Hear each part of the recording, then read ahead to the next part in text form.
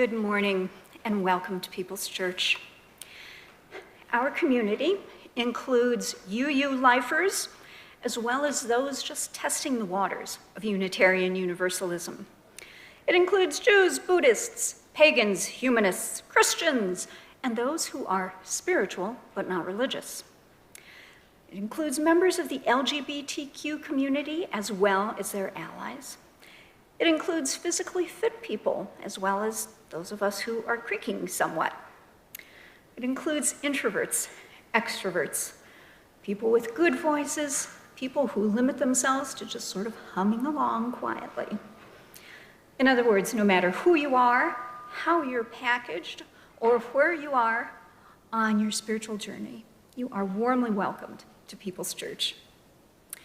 Today, the people who are making this all happen include Jackie and Brian running the tech, Bill running the sound system, Judy playing our hymns on piano, RC leading the service, and the delicious Deep Dish Divas providing our special music.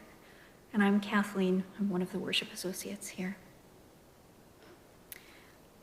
Announcements, you know it's inevitable. Free training continues on gun violence intervention, and you can still join even if you've missed some of the earlier sessions. If you're like me and you've had conflicts with the trainings, recordings will be available, so you can catch up on the information. The book discussion group for Braiding Sweetgrass will meet again this Tuesday. And since these programs are sponsored by our Social Justice Council, you can contact them for more information. Does anybody remember from Marcia last week? PCUU socialjustice@gmail.com.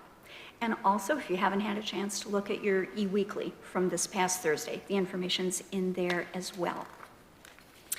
Our faith formation kids, young people, enjoyed their end-of-year celebration today, and amazingly, there was some pizza left over. I'm not sure how that happened, but there is. So there are 3 pizzas in the refrigerator in the downstairs kitchen for whomever gets to them first. Peoples needs volunteers to walk or to bike in the Pride Parade that's happening on June 4th, which is amazingly just a couple of weeks off. The event lines up at 11 and begins at 1 o'clock. If you're available to be part of the People's contingent, please contact Pastor David or Christine in the office to let them know.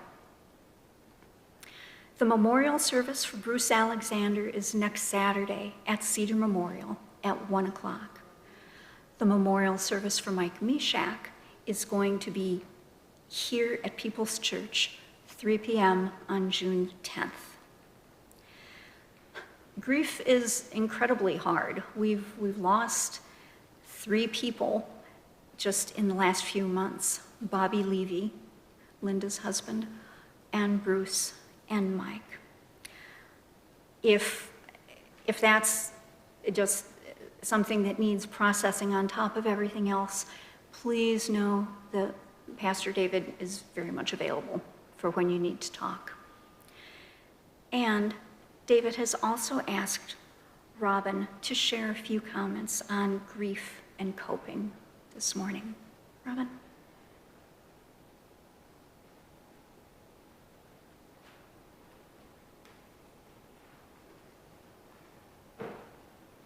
Good morning. Yeah. It's really a tough topic, isn't it? When we have so much loss in our lives and so much change, and that change comes so quickly. We've been experiencing a lot of loss and change in the past 2 years. Some of it's affected us directly, personally, in our own homes.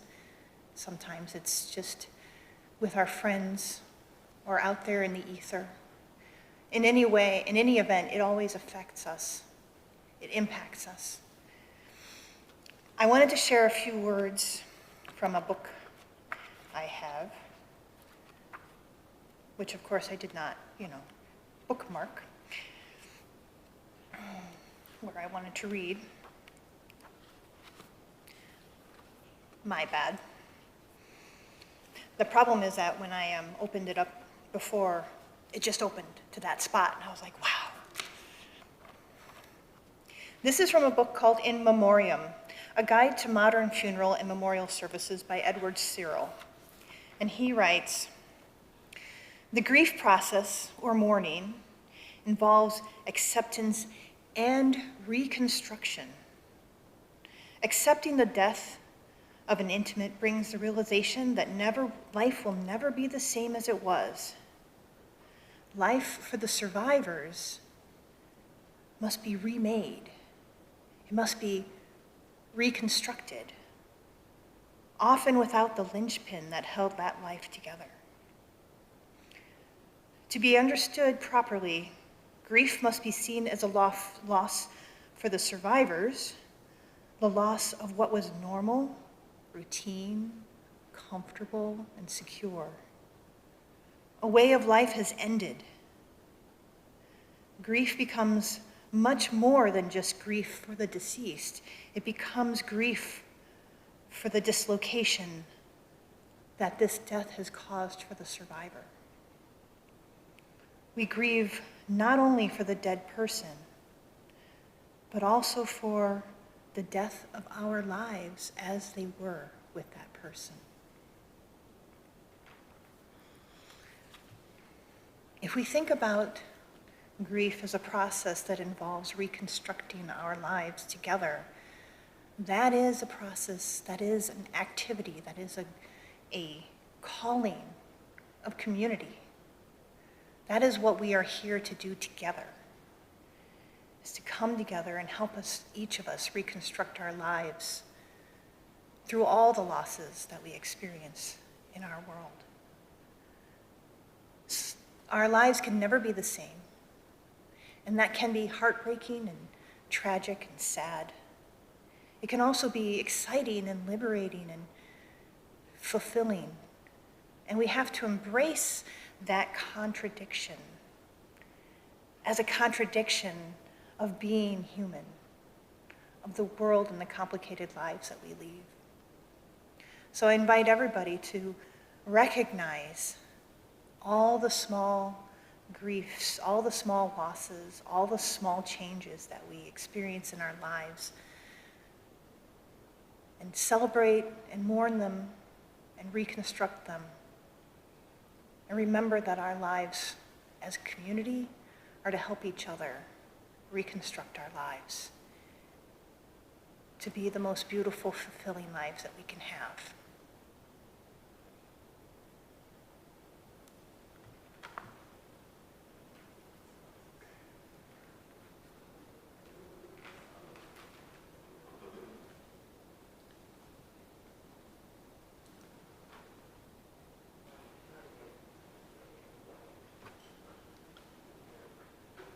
We are, as a congregation now, going to light our chalice.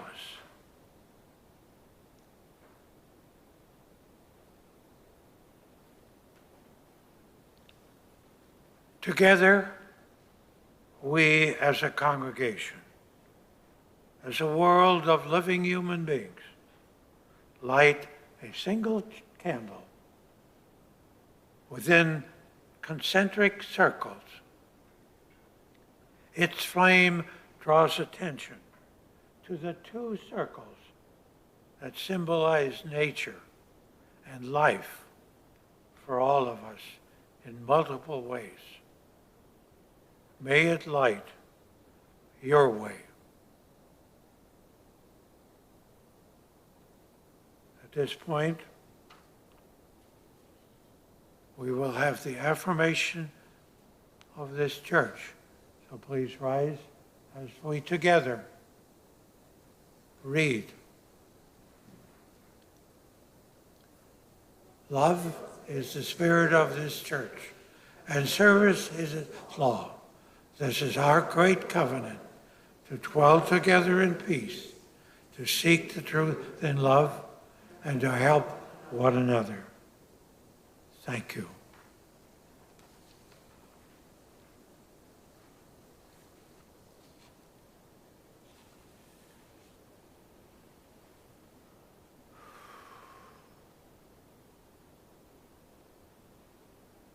When we, you and I, look at life, we mostly look and study the past.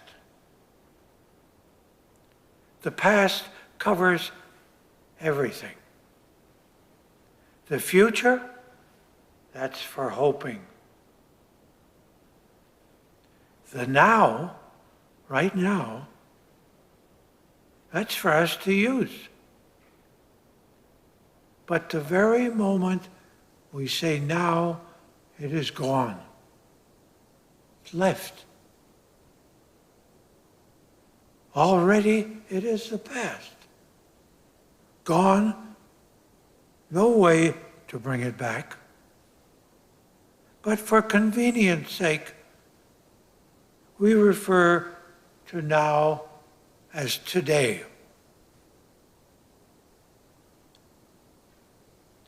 We can see it in the sunshine.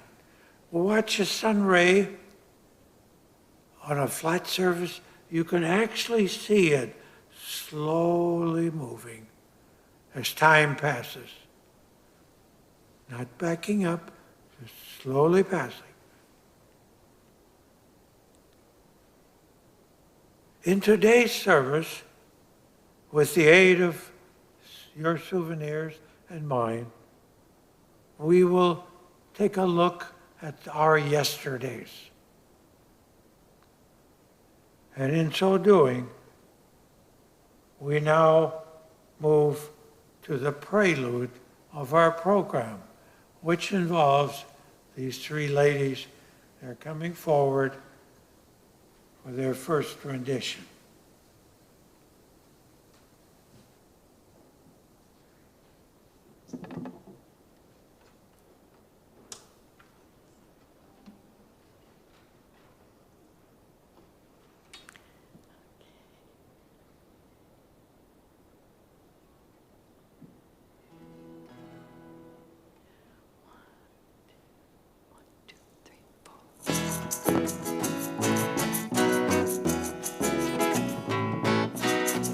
Everybody is a-wondering what and where they all come from. Everybody is a-worrying about where they're gonna go when the whole thing's done. No one knows for certain, and it's all the same to me.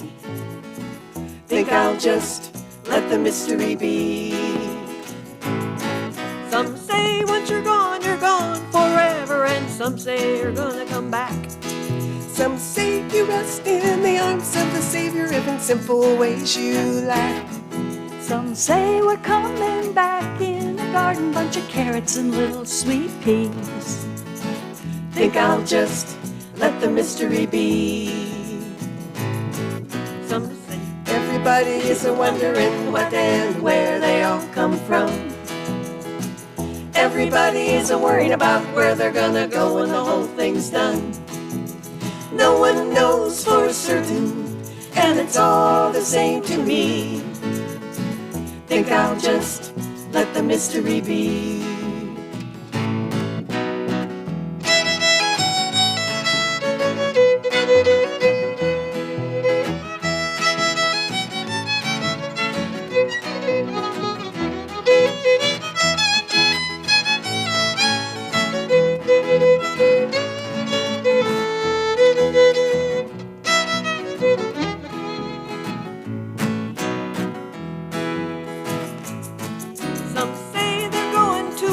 Called glory, and I ain't saying it ain't a fact. But I've heard that I'm on the road to purgatory, and I don't like the sounds of that.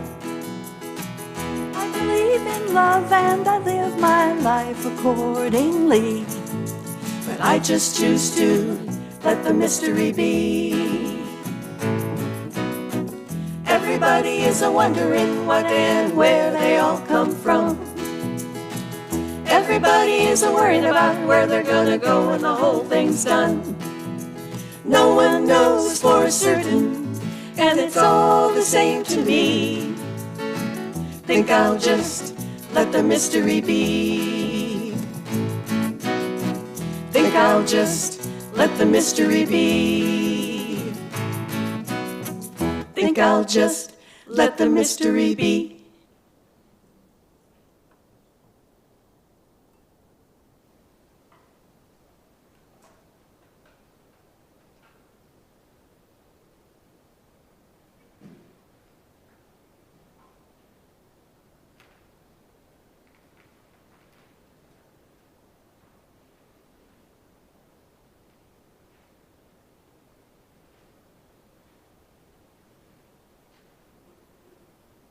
Now for a presentation by our friend and valuable staff member. Your time here is getting short, isn't it? It is. Yes. You have the pulse. Thank you.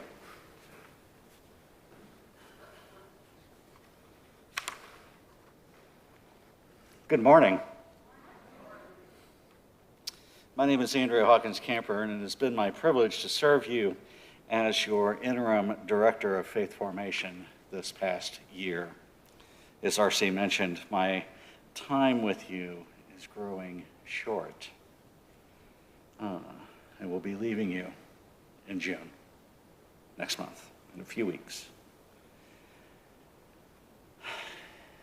It's been a good year. This morning's story is entitled A Whale of a Mistake, and it is by Iona Hobai.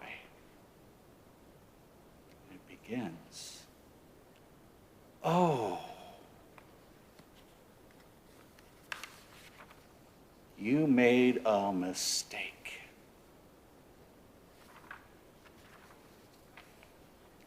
You worry. The more you worry, the more it grows until it weighs you down, and then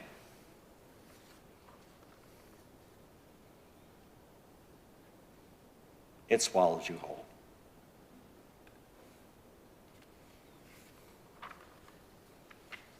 People shake their heads. "What a colossal mistake," they say.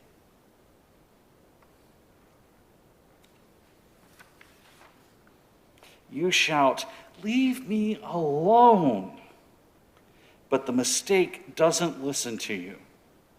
No matter what you do, you still feel it in you. I can never escape it. This is my life now.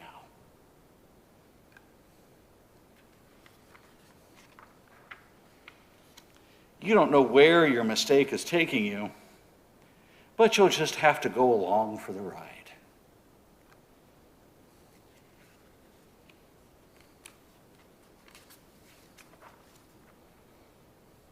It's not an easy ride. You're terrified. You're unsure. But when you finally gather the courage to open your eyes,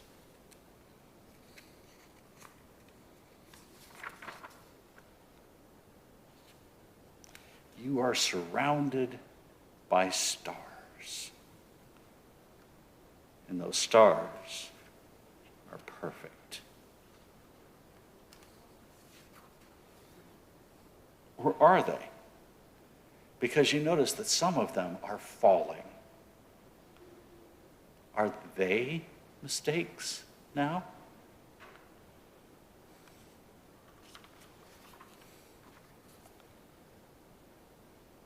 There's a whole universe of mistakes out there.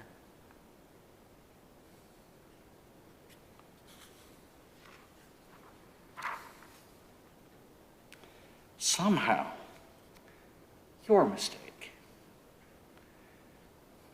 it doesn't seem so big anymore.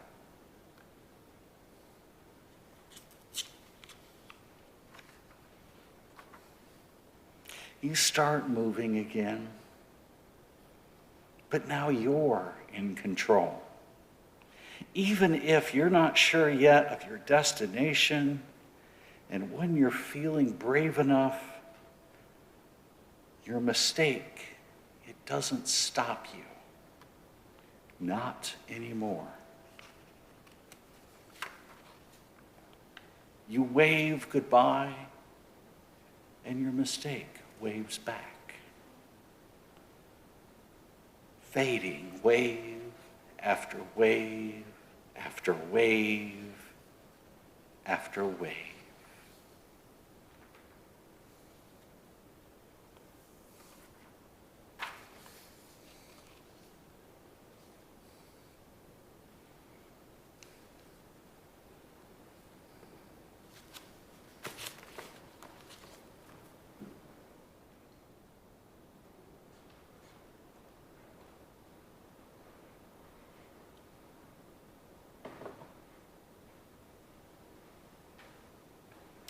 Today's first reading is Memory by Thomas Bailey Aldrich.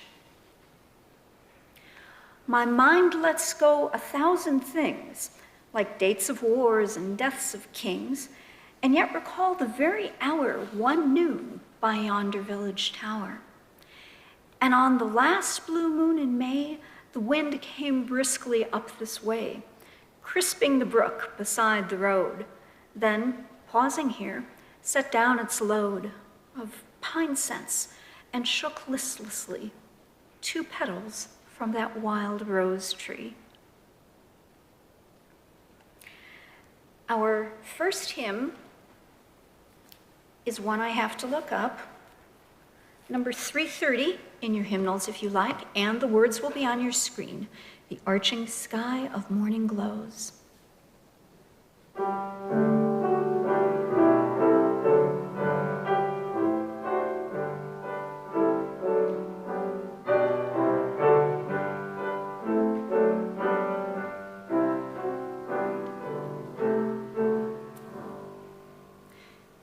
The arching sky of morning glows like frescoes high in vaulted rows. The ragged hills of greening spring like chorus masters bid us sing. The colors of our contoured land no artist born could hew as grand, but contours of the human heart, so groundings are for every heart.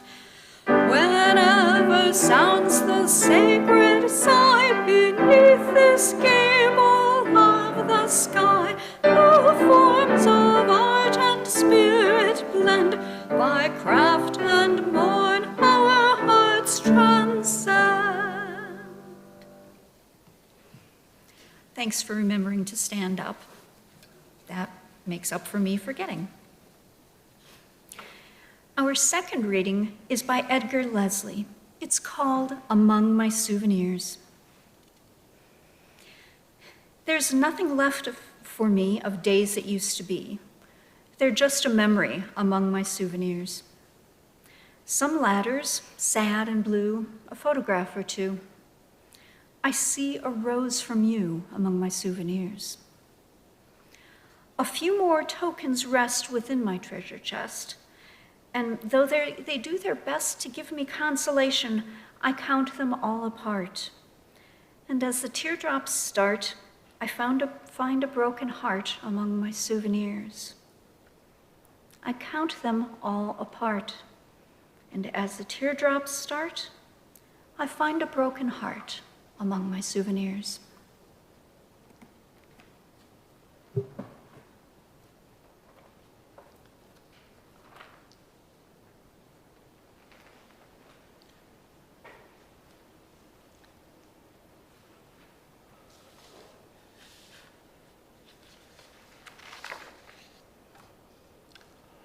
She just read her poem about Among My Souvenirs, which is also the title of today's presentation.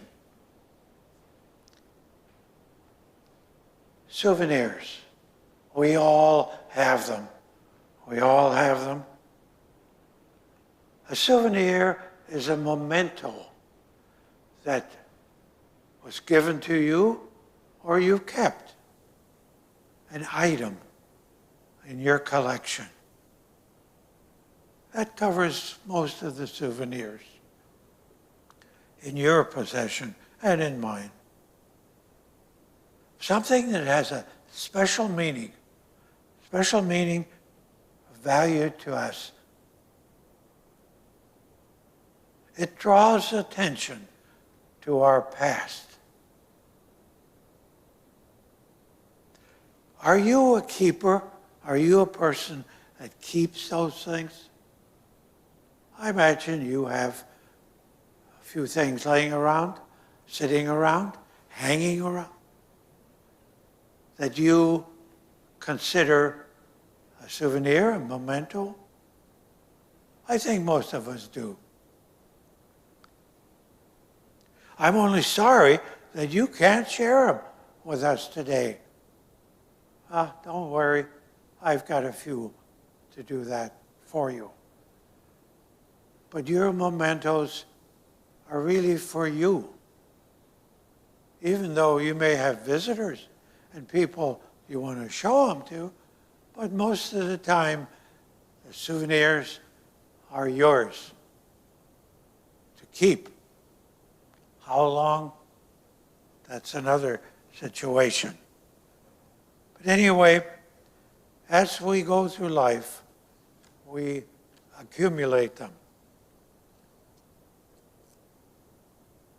We display them, we store them, and sometimes we get rid of them. They vanish. We remember them, but we can't find them. How many of you have a baby book of yourself that your parents kept? If you do, and you read it, it's amazing how you can see yourself from day one until somebody forgot or stopped keeping a baby book, or maybe somebody else came along in the family and they got a baby book. But in any case, having a baby book is a great souvenir, especially when you go back and read about yourself. Let's take a quick inventory of your early years, the possible souvenirs in your repertoire, early years. By that I mean early school. You came home with drawings, pictures, lessons. They may be on file. Maybe teachers' reports. That's part of your early life. And then you go on in school, your life in school. But you also belong to organizations. You might have belonged to the Scouts, the 4-H, Sunday school souvenirs. You've accumulated them as you pass through your younger years, then on to high school. Lots more high school. You got sports souvenirs, you got event souvenirs, you got prom souvenirs, you got souvenirs from your friends. They start accumulating. You may have kept them. I hope you did. So high school, then you go off into the working world. And you get souvenirs from your work jobs.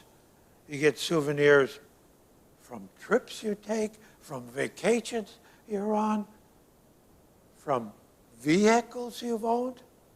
You keep pictures of them. Sorry, you can't keep your cars. Usually trade them in. But they all they continue to accumulate. Some of us went off to college. We got souvenirs from college. Hopefully you have a diploma on the wall or somewhere. You got programs. You've got memberships. You've got memorabilia of your college days. Hey, starting to pile up. Where do you put them all? And then comes the big one. For those of us lucky enough to marry, I say lucky enough, you get marriage souvenirs. You got programs. You got pictures of the wedding party. You got all these things that keep adding up to your collection of mementos. It's amazing by now. I said you have hundreds? Well, wait till I get through this list. But one thing that happens to most of us after marriage, children come along. Guess what? You start all over again. And you got the children's things to keep track of. Files, drawings, da-da, da-da, da-da. So you start the cycle again. Now you've accumulated quite a few of them.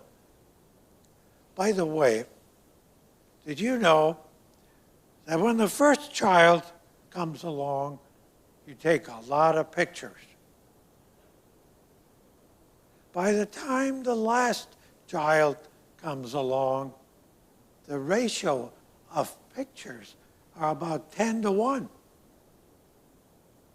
You either forget to take pictures or you get them all together, but you have individual pictures for the files. But anyway, that's just a little way of life, I guess. You get so busy with family members. That's souvenirs. Anyway, they pile up, and you keep track of them, and you put them somewhere. I want to change right now. I want to do a little role playing with you. I want to put you into your living room, okay? Stand in the middle of the living room and look around, go all the way around the room, slowly, not as fast as I did, and look at what's in your living room. The furniture, the wall hangings, the books, the shelves. Look at what's there, and you will notice most of the items are really souvenirs, something you've collected, something given to you, something you bought. It's part of your souvenir world. But you can also step out into the kitchen. Utensils become your souvenirs, some of them. Go to your office. Diplomas, pictures, files. Things start accumulating that make you who you are. Go out to your garage. You see tools. You might even see a car, but you can't keep too many souvenir cars. Usually one or two.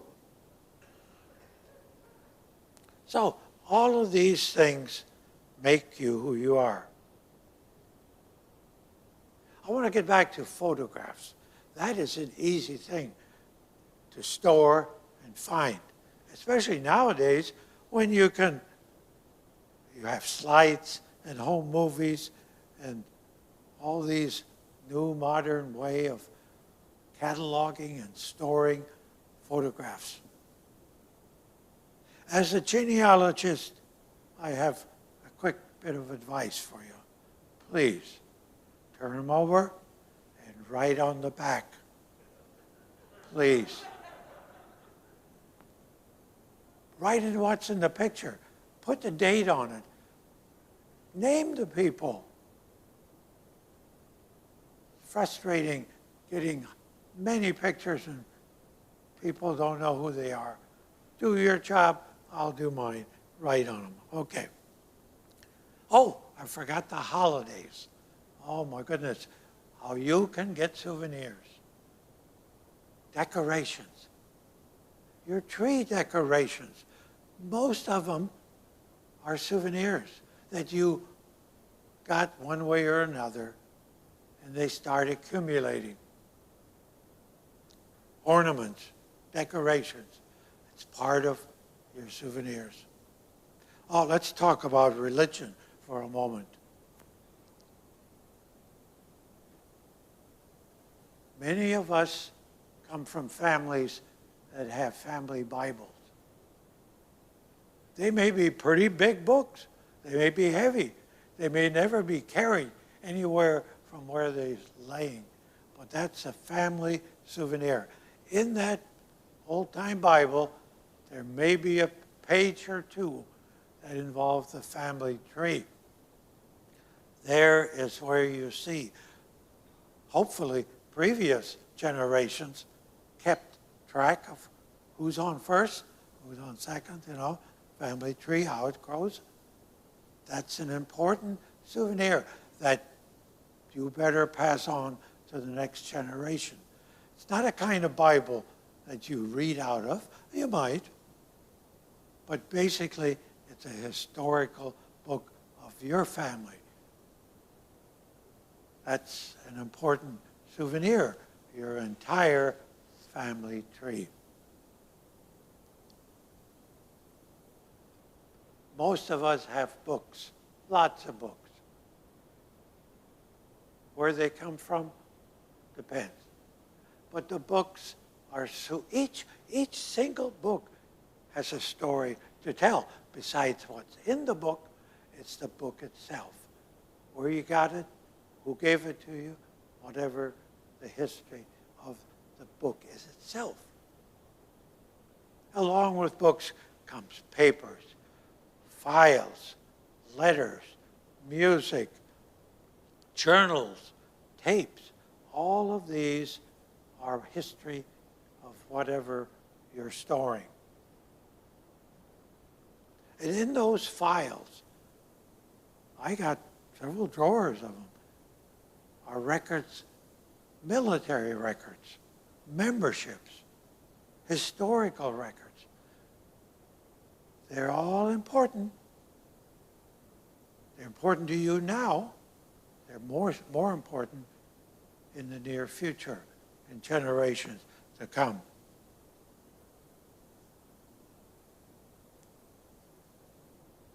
Each one has a story. I'd like to share a couple of souvenirs with you. Here on the table, I'm going to hold it up, very small. You can't see it from in back of the church. Here's a rock. Just a rock. But on it are three symbols: a man, a lady, and a child.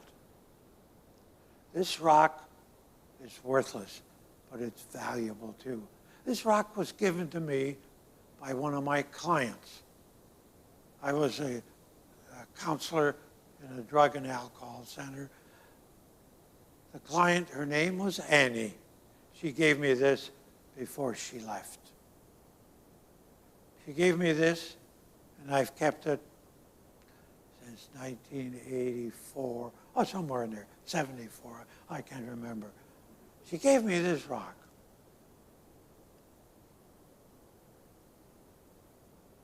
What's important about it?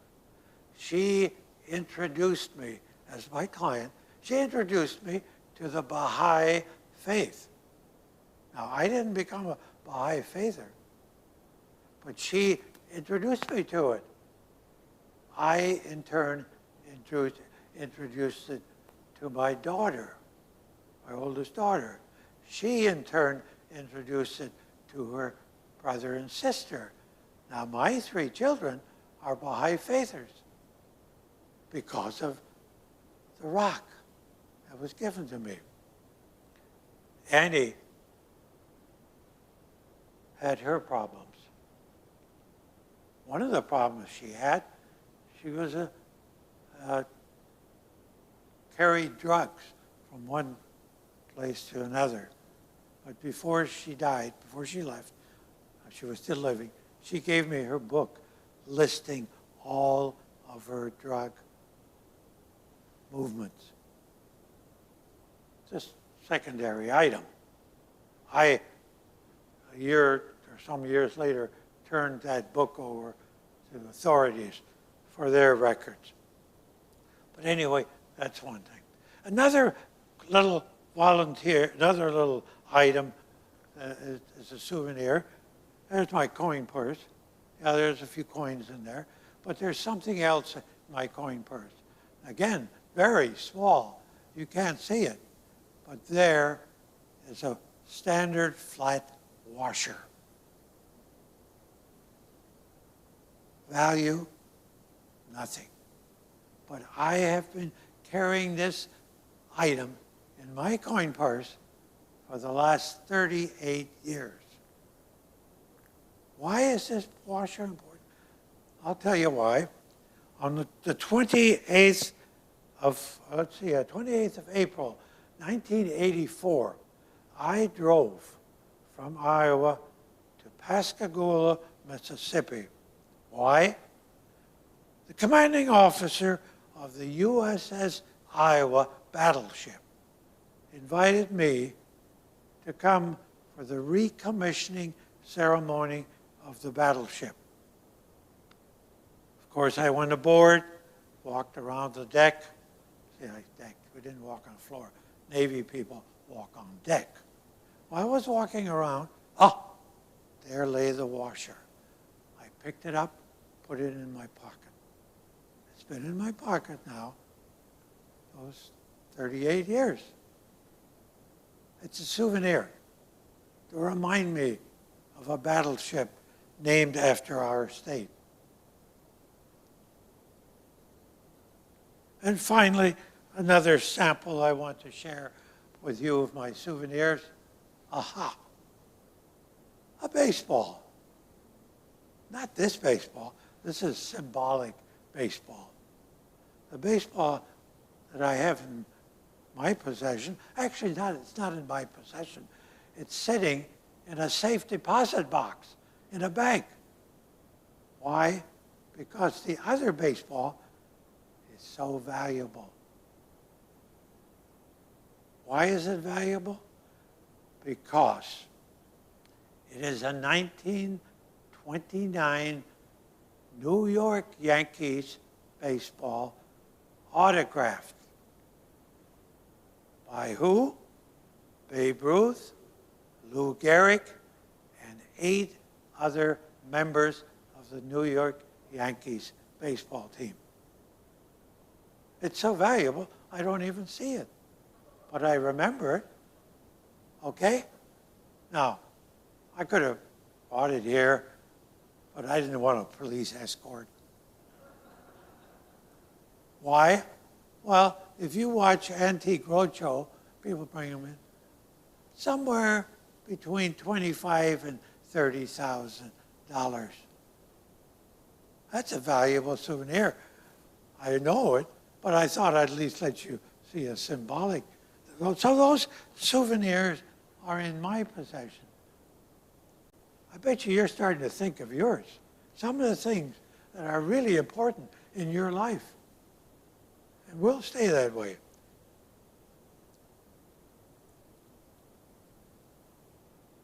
Finally, we've got to get rid of souvenirs. I don't know what's going to happen to this. I know the baseball is going to go to my son, my grandson. After that, I don't know. But you have them. You have souvenirs. What's going to happen? You can't keep getting bigger. There's no room. So you're going to have to downsize. You're going to have to get rid of stuff. How do you get rid of souvenirs? Wow. You can, I suggest you collect a few of them, put them on a table, and look at them. And then decide, can I live without it? Can I do without this item? I think I can. So, what do? You give it to somebody. Give it to your children. Give it to the neighbors. Or you can throw it out. Or you can put it back on the shelf. You can't get rid of it. But you have to, at some time, downsize. If you don't do it, somebody else will. And they will not know what in the world a baseball is for, this is for, that is for. That is where you come in. You, as people, have to downsize. And that is not easy. You look at the items, and you remember the story behind them, and you can't get rid of them, so you put them back on the shelf. Or you can put them on a box, set them out on the curb, and let somebody else take them away. Or you can give them to somebody. But if you give them to somebody, it doesn't mean a thing. It's your souvenirs, okay? They may remember, your children may remember the stories you had with them, but really, they're yours. They're your memories. So we get rid of them in one way or another. We get rid of them. Some of the items you can put in your computer, written items, or you can put them up in a cloud. You can get rid of things like that. Or you can put them in the trash. You can wrap them up, give them to somebody. Usually you leave them for the kids, and they don't know what's behind them unless you told them the story of the baseball, the story of this and that. So, lo and behold, we have these items. One of the items I have is a recording of my mother's singing. I don't listen to it very often, but when I see the item, it means my connection with my parents and so on down in the history of the past. We have the letters. We have journals. We have all these things. Destroying them is very hard, but something has to happen to them. Among my souvenirs. And so, for future owners, they may mean something, but they mean more to you now. I count them all apart. And as the teardrops start, I find a broken heart among my souvenirs.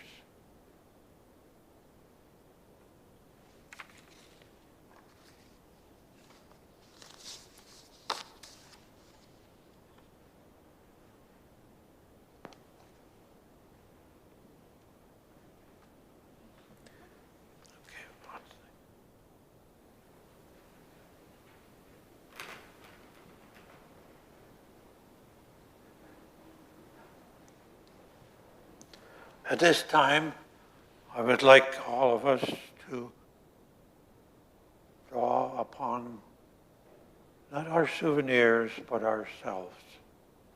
But we are souvenirs. So let us take a moment of prayer, a moment of silence, a moment when we recall those things that make us who we are.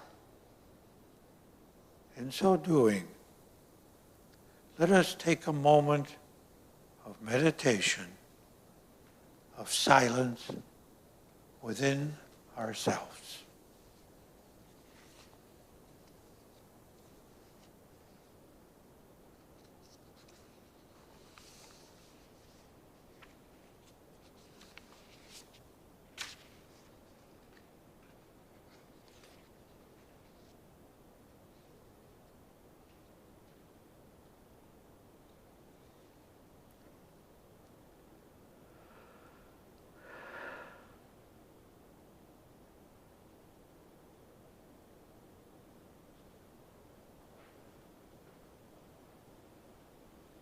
Amen.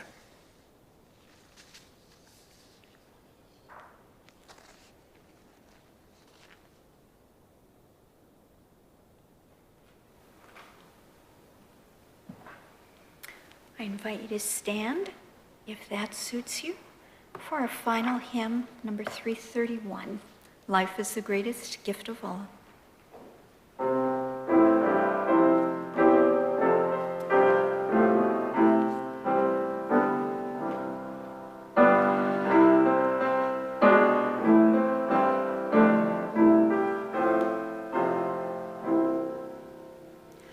Life is the greatest gift of all, the riches on this earth. Life and its creatures, great and small, of high and lowly birth.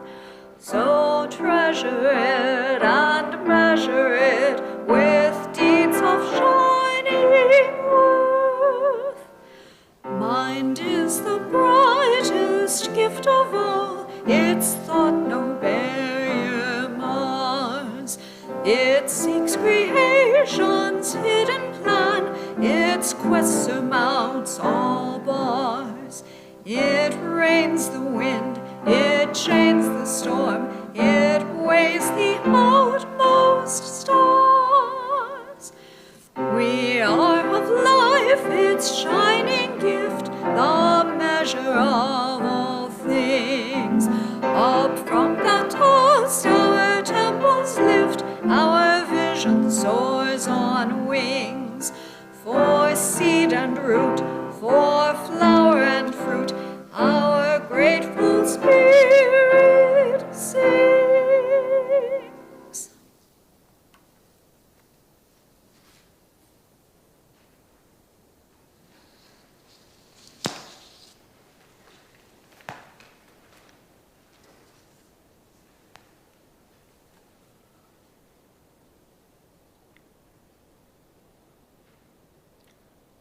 We will now have our ceremony of the candle lighting. Kathleen will take one light and bring it forward, whereby those of you that wish come forward and light a candle and place it in the sand.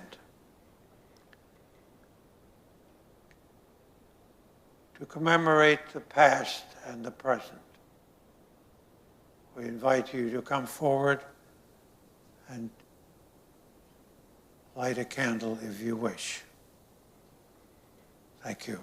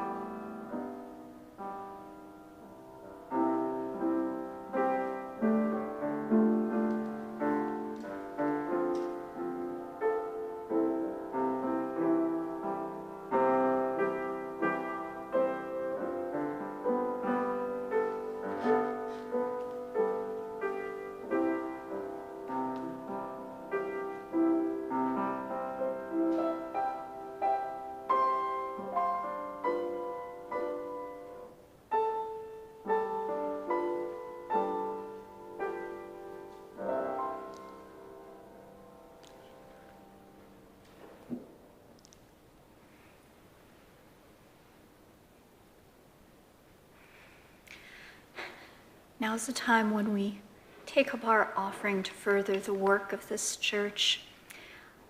I'm not sure I see many new faces, But for those of you who may be, we've got many ways to take your money.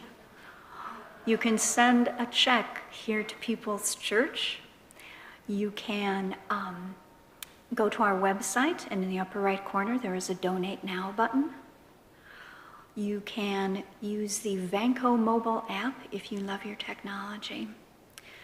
Whichever way you donate, we so appreciate your dollars and we appreciate your energy that forwards the work of this church.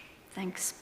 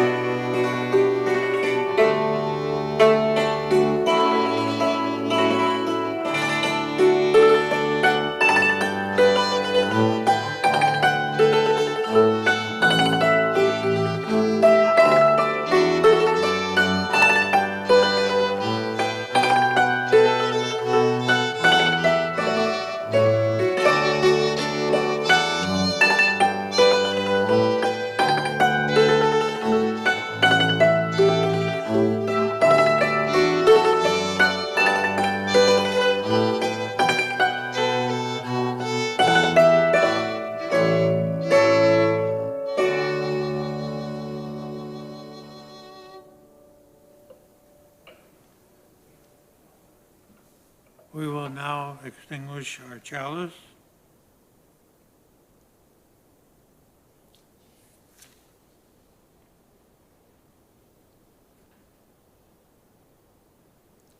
As we do this, let us remember the past and live in the present.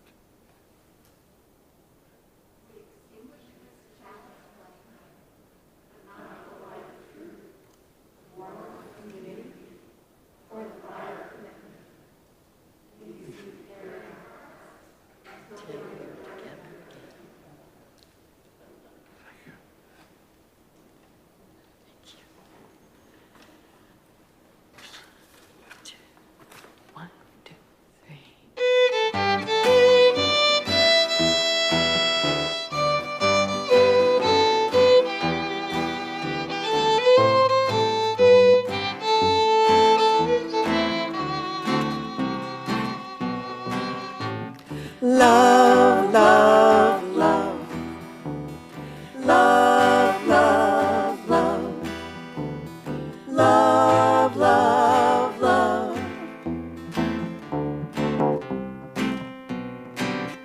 If you wanna sing out, sing out. And if you wanna be free, be free. 'Cause there's a million ways to be. You know that there are. And if you wanna live high, live high. If you wanna live low, live low. 'Cause there's a million ways to go. You know that there are. You can do what you want. The opportunities are. And if you find a new way, you can do it today. You can make it all true, or you can make it undo. You see, oh, It's easy. oh, you only need to know. Love, love, love. Love, love, love. Love, love, love.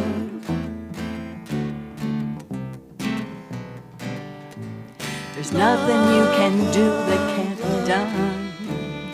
Nothing you can sing that can't be sung. Nothing you can learn, but you can learn how to play the game.